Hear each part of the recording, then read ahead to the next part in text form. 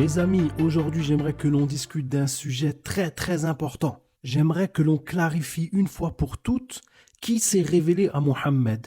Le Allah là du Coran, celui qui s'est révélé à Mohammed, c'est qui en réalité? Est-ce que c'est le même Dieu qui s'est révélé dans la Bible? Ou posé autrement, est-ce que les musulmans et les chrétiens adorent le même Dieu? J'aimerais qu'on règle ce problème une fois pour toutes. Alors pour commencer, on va analyser. Dans la Bible, lorsque Dieu se révèle à quelqu'un, lorsque Dieu adresse sa parole à quelqu'un, soit lui-même directement ou par l'intermédiaire d'un ange, que se passe-t-il? Prenons Genèse 15 au verset 1. Après ces événements, la parole de l'Éternel fut adressée à Abraham dans une vision, en ces mots.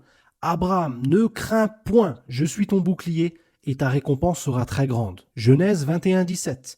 Dieu entendit la voix de l'enfant, et l'ange de Dieu appela du ciel Agar, et lui dit, qu'as-tu, Agar? Ne crains point, car Dieu a entendu la voix de l'enfant dans le lieu où il est. Genèse 26 au verset 24. L'Éternel lui apparut dans la nuit, et dit, je suis le Dieu d'Abraham, ton père, ne crains point, car je suis avec toi. Daniel 10 au verset 12. Il me dit, Daniel, ne crains rien, car dès le premier jour où tu as eu à cœur de comprendre et de t'humilier devant ton Dieu, tes paroles ont été entendues, et c'est à cause de tes paroles que je viens. Pareil au verset 19. Puis il me dit, ne crains rien, homme bien-aimé, que la paix soit avec toi. Courage, courage. Luc, chapitre 1, verset 13. Mais l'ange lui dit, ne crains point, Zacharie, car ta prière a été exaucée.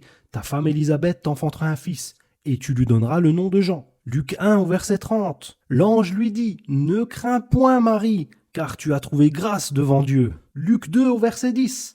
Mais l'ange leur dit, ne craignez point, car je vous annonce une bonne nouvelle qui sera pour tout le peuple le sujet d'une grande joie. Matthieu 28 au verset 5. L'ange qui parle aux femmes au tombeau de Jésus. Mais l'ange prit la parole et dit aux femmes, pour vous, ne craignez pas, car je sais que vous cherchez Jésus qui a été crucifié. Et enfin, terminons par Apocalypse 1 au verset 17, où Jésus lui-même s'adresse à Jean, et donc Jean nous rapporte, « Quand je le vis, je tombai à ses pieds comme mort. Il posa sur moi sa main droite en disant, « Ne crains point, je suis le premier et le dernier. Et le vivant, j'étais mort, et voici je suis vivant au siècle des siècles. Je tiens les clés de la mort et du séjour des morts. » Ainsi nous voyons qu'à chaque fois que la révélation est adressée à un patriarche, à un prophète, à un saint, Dieu lui-même ou l'ange qui est envoyé rassure la personne en lui disant « Ne crains rien, ne crains point ». Maintenant analysons. Mohammed dit avoir reçu le Coran de l'ange Gabriel, Jibril. Comment s'est passée la première rencontre entre Mohammed et Gabriel? Prenons le Sahih al-Bukhari. Pour ceux qui ne savent pas, c'est le livre le plus authentique chez les musulmans qui concerne les paroles de Mohammed. Le livre le plus authentique chez les musulmans après le Coran. Premier chapitre de ce livre. Le début de la révélation, Kitab ou Bad il-Wahy, le début de la révélation. Chapitre 1, comment commença la révélation chez le messager de Dieu. Le hadith numéro 2. Aïcha, l'épouse de Mohammed, la mère des croyants, rapporte qu'Al-Harith ibn Hisham avait interrogé le messager de Dieu en disant « Ô messager de Dieu, comment te vient la révélation ?» Des fois, avait répondu le messager de Dieu, « Elle vient comme le tintement d'une clochette. Elle m'est le plus pénible. » À son interruption, je saisis tout ce que l'ange a dit. D'autres fois, l'ange de la révélation se manifeste devant moi sous la forme d'un homme. Il me parle et je saisis ce qu'il dit. Ainsi déjà ici, Mohammed nous dit que la révélation vient avec le son d'une cloche, d'une clochette, et c'est très pénible pour lui. Mais voyons un peu plus loin. Le hadith numéro 3. Aïcha, la mère des croyants, dit « La vision pieuse durant le sommeil fut le premier signe de la révélation chez le messager de Dieu. Chaque vision trouvait sa réalisation effective, comme la clarté de l'aurore. Après cela, il aima la retraite. Il l'observait dans la grotte de Hira où il se livrait au tahannus, c'est-à-dire à des actes d'adoration durant plusieurs nuits avant de retourner chez lui pour se munir à cet effet de provision. Après quoi, il revenait vers Khadija. C'était son épouse à ce moment-là, donc il revenait vers Khadija pour prendre d'autres provisions pour la même raison. Et jusqu'à ce que vint à lui la vérité, alors qu'il se trouvait dans la grotte de Hira. Alors analysons là, quand la vérité lui est apparue, comment c'est arrivé? L'ange de la révélation se présenta alors devant lui en disant « Ne crains point ?» Non, c'est pas ce qu'il a dit, non, pardon. Il n'a pas dit « Ne crains point ». Qu'est-ce qu'il lui a dit l'ange? « Iqra » lis. « Je ne sais pas lire », répondit le prophète. Donc l'ange lui dit « Iqra », lis. Mohammed, il dit Ma ana biqari, je ne sais pas lire, je ne suis pas un lecteur. Sur ce, dit-il, l'ange me pressa en m'étouffant jusqu'aux limites de mes forces, puis me lâcha en disant Iqra, lis. Ma ana biqari, je ne sais pas lire, dis-je de nouveau. Il me pressa une deuxième fois jusqu'aux limites de l'étouffement, puis me lâcha. Iqra, me dit-il, lis. Ma ana biqari, je ne sais pas lire, répliquai-je. Puis la troisième fois, il me saisit jusqu'à l'étouffement, me lâcha et dit Iqra bismi rabbika alladhi khalaq, jusqu'à la fin. Et donc, il lui dit de lire au nom de ton Seigneur qui a créé, etc. Ainsi, nous voyons que lorsque la révélation a été donnée à Mohammed, l'ange ne l'a pas rassuré. L'ange ne lui a pas dit ne crains point, ne crains rien. Non, non.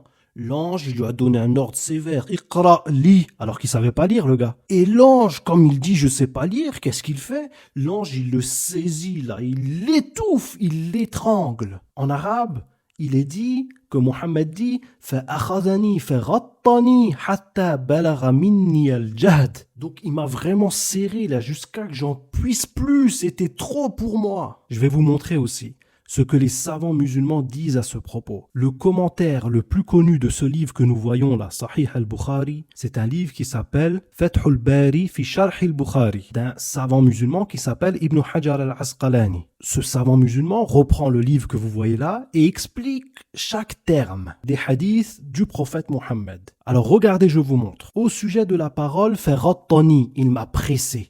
Il dit Ibn Hajar, Ferrattani, c'est-à-dire Arada dammani wa asarani. Il a voulu vraiment m'étouffer et me asar. Me asar, en arabe, ce mot-là, on l'emploie pour le asir, le jus de citron, par exemple. C'est-à-dire, il m'a vraiment pressé, asarani, il m'a pressé comme un citron. Vous voyez le citron, là, vous le pressez, là, jusqu'à que tout le jus, il sort. C'est ce que l'ange lui a fait à Mohammed. Il continue en disant, wal rattu habsun nafas.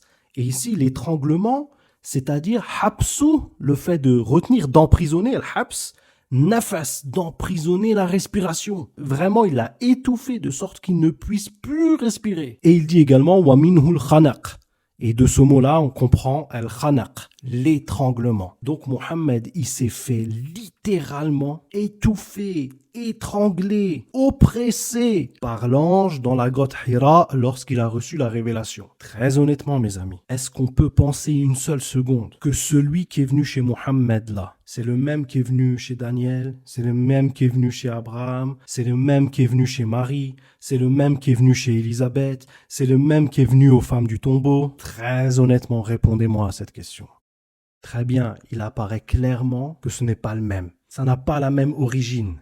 Mais alors la question demeure, qui donc s'est révélé à Mohammed? Qui est ce Allah dans le Coran qui prétend être le Dieu qui a tout créé et qui s'est révélé à Mohammed? Qui est donc l'auteur du Coran? Qui parle dans le Coran?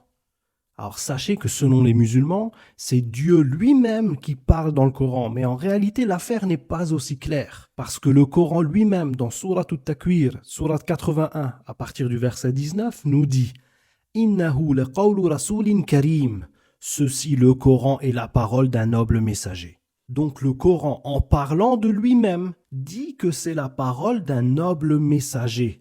ذي قوة عند ذي العرش مكين. Ce messager, il est doté d'une grande force, ayant un rang élevé auprès du maître du trône, auprès d'Allah. Tous les commentaires de ce verset stipulent que c'est Jibril, celui qu'on appelle en français Gabriel.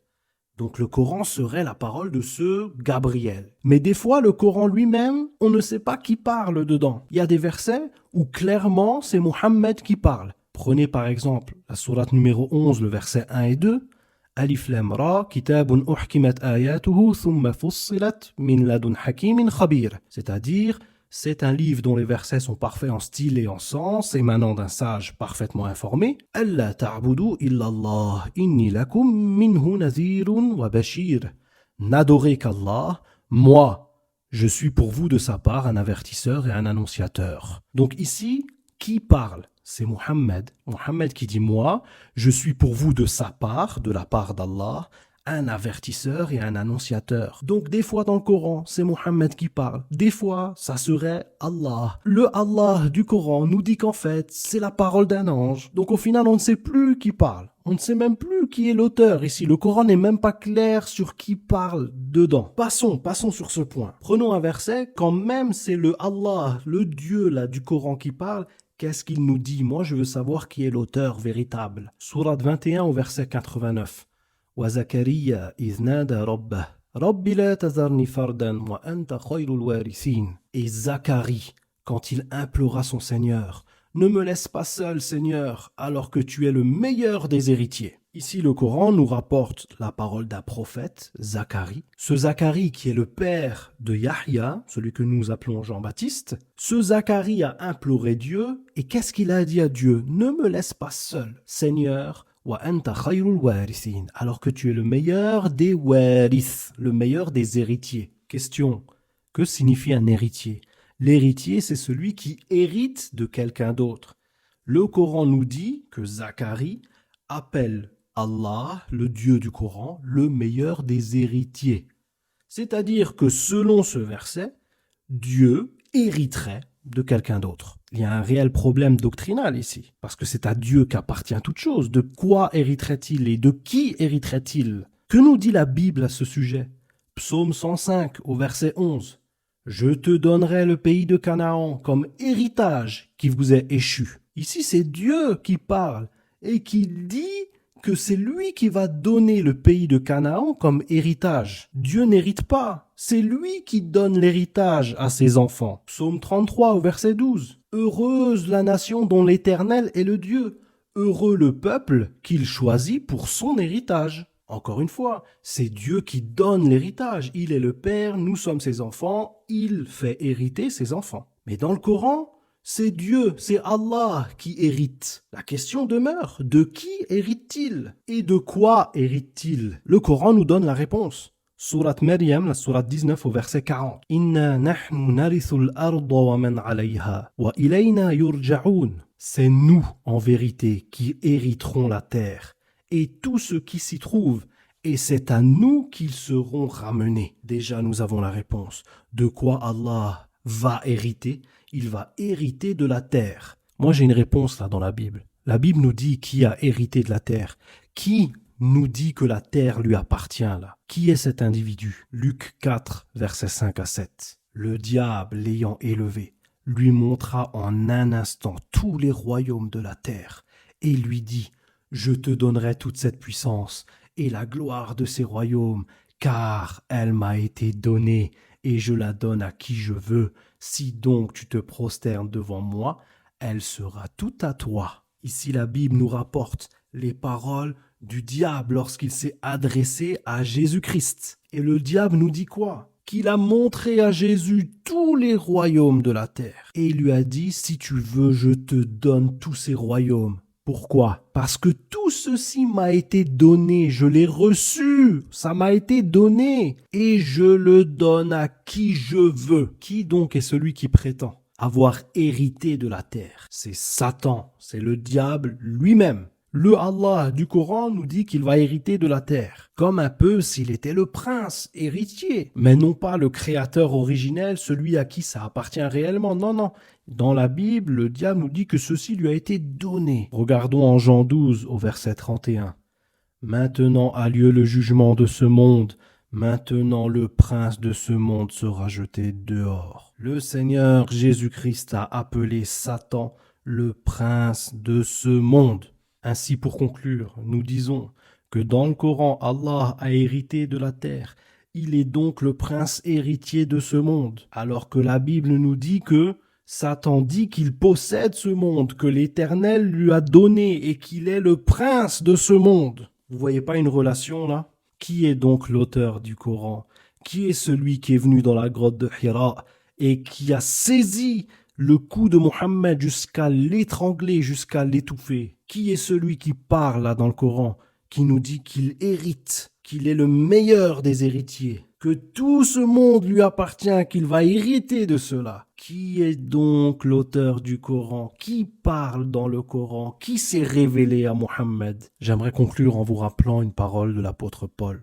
Galates 1 au verset 8. Mais quand nous-mêmes, quand un ange du ciel annoncerait un autre évangile que celui que nous vous avons prêché, qu'il soit anathème, qu'il soit maudit. Donc quiconque vous annonce un autre évangile que l'évangile de Jésus-Christ, à savoir sa mort pour nos péchés, son ensevelissement pour nos péchés, sa résurrection pour le pardon de nos péchés, quiconque vous annonce un autre évangile, même si c'est un ange, que cet évangile-là soit anathème, soit maudit. Le Coran n'annonce pas la mort, l'ensevelissement et la résurrection de Jésus-Christ pour le pardon de nos péchés. Ainsi, mes amis musulmans, si vous voulez vous repentir, car vous avez compris que l'auteur du Coran n'est pas celui que vous avez cru, je vous laisse ici une liste de contacts. Contactez les membres de l'Église, Église fondée par Jésus-Christ lui-même à la Pentecôte et qui perdure jusqu'à nos jours, afin de rencontrer les véritables hommes de Dieu, les saints, les purs, les bénis. Ils vous prêcheront l'Évangile, vous prêcheront la mort, l'ensevelissement et la résurrection de notre Seigneur Jésus-Christ pour le pardon de vos péchés. Vous prendrez votre baptême au nom de Jésus-Christ, vous recevrez le Saint-Esprit et alors vous serez sauvés pour toujours, à tout jamais. À très bientôt mes amis pour une prochaine vidéo.